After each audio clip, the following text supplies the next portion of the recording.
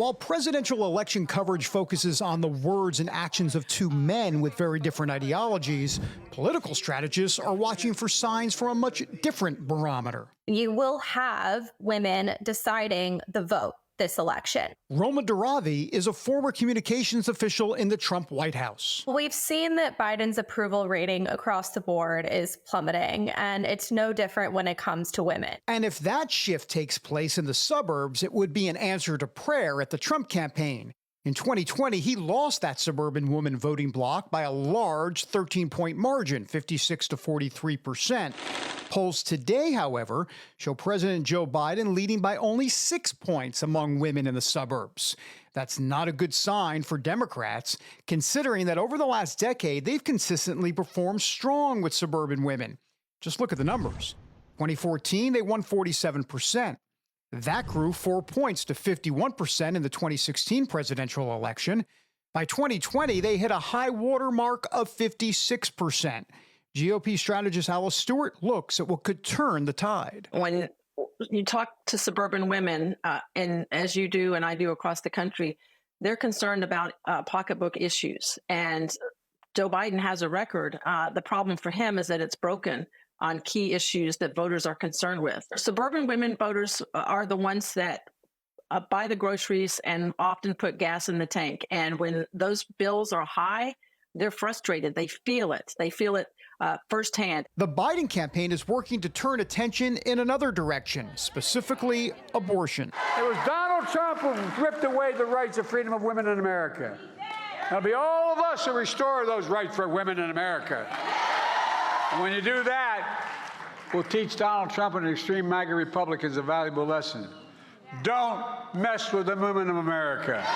It could be a successful tactic. While immigration and the economy are major political problems for Biden, a Wall Street Journal poll shows abortion as the #1 issue by far for suburban women voters in swing states. It comes in at 39%, more than double that of immigration at 16%.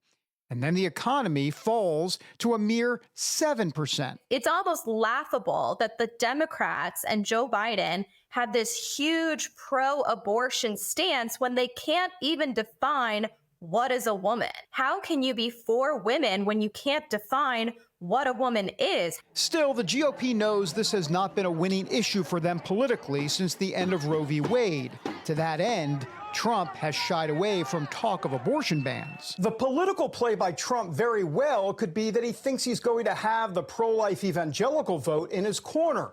So broadening his appeal to attract more voters in November is a good general election template for victory. There has to be a way to thread that needle in terms of Donald Trump remaining steadfast and pro-life, but to appeal to the independent suburban voters that want to see abortion access. Another possible key for Trump would be winning over some of those suburban women labeled hold your nose voters. I think the fear, David, is the choices will come down to Donald Trump, Joe Biden, or the couch. And that's why, come election night, both campaigns will watch key suburbs in swing states. In the primary, Nikki Haley did much better than Trump with women in those areas, specifically around Philadelphia, Milwaukee, and Atlanta. If Nikki Haley was able to pull in some new voters to the Republican Party, then kudos to her, because at the end of the day, we always knew they would be voting for President Trump come the finish line. That remains to be seen, but what's certain is that suburban women voters will be key to who occupies the White House next year. Women are smart. We're out here running the world, and I think we're definitely going to have a say in this upcoming election. David Brody, CBN News, Washington.